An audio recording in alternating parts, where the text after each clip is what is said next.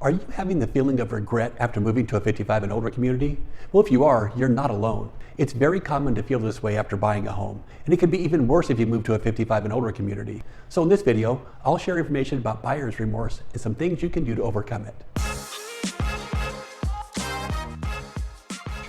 Hi, my name is Casey and I'm a local realtor. And on this channel, I share information about the 55 and older communities here in Corona. And if this is something you find helpful, I'd really appreciate it if you'd hit the like and the subscribe buttons below. This really does help my channel and it gets my videos out to other seniors looking for this type of information. Okay, so let's get started. Buying a home is likely one of the biggest purchases you'll make in your lifetime. So it's easy to see why it causes people so much stress.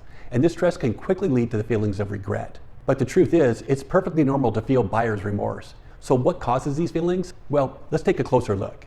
1, you may feel like you spent too much money. Money really is the most common regret people have when buying a home. And this feeling usually surfaces right before you close escrow, when you get your first mortgage statement, or when property taxes are due. It's also common to get this feeling when there was a bidding war for a home.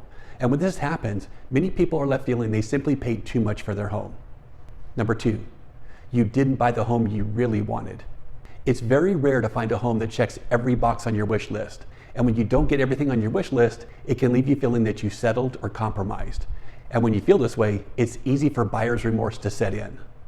Number 3, you don't like the community as much as you thought you would.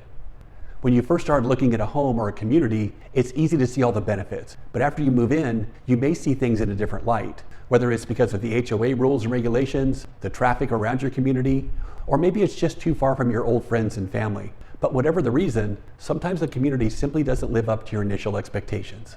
And number 4, you miss your old home. Sometimes the source of your remorse has nothing to do with your new home or the community, but can actually come from your old neighborhood. Many of us lived in our previous homes for a very long time, so it's understandable to miss your favorite restaurants, your favorite shopping spots, and your friends. And starting over in a new community isn't always easy. Finding new restaurants and making new friends can be a hard adjustment. So what can you do if you're having these feelings of remorse? Well, the first thing you need to do is realize that it's very common to have these feelings, so don't panic. And here are a few things that you can try. Number 1, focus on the positive. Try to remember what you initially loved about your home and your community. If you take a step back, you'll realize that your new home very likely has many of the features you were looking for. And even though it may not be perfect, trust that you made a good decision. And remind yourself why you chose this community in the first place. Think about the features, the amenities, and the social activities. This will help reinforce that you actually did make the right decision. Number 2, stop shopping. Now this really is a big one. If you continue to look at homes that come up for sale, I have absolutely no doubt you'll end up seeing a home that comes on the market that you like better than the one you bought. I see this happen all the time. So do yourself a favor, and once you buy a home, unsubscribe from emails, texts, and alerts about homes coming up for sale in your area. You won't regret this one. Number 3, get involved. Do your best to get out and get involved with activities and events within your community. Try to connect with your neighbors, whether it's inviting them over for a cup of coffee or attending community events together. This will help you build new friendships. And get out and explore the surrounding areas too. Find local attractions, parks, shops, and restaurants near your new community. Getting familiar with the area will make you feel less likely to experience regret. Number 4, give it time. There's a saying that Rome wasn't built in a day, and neither is the feeling of belonging in a new community. It can take some time to adjust, so be patient. And remember, it takes time to make new friends. So make the effort and get out of your comfort zone. Eventually it'll pay off and you'll find your place within the new community.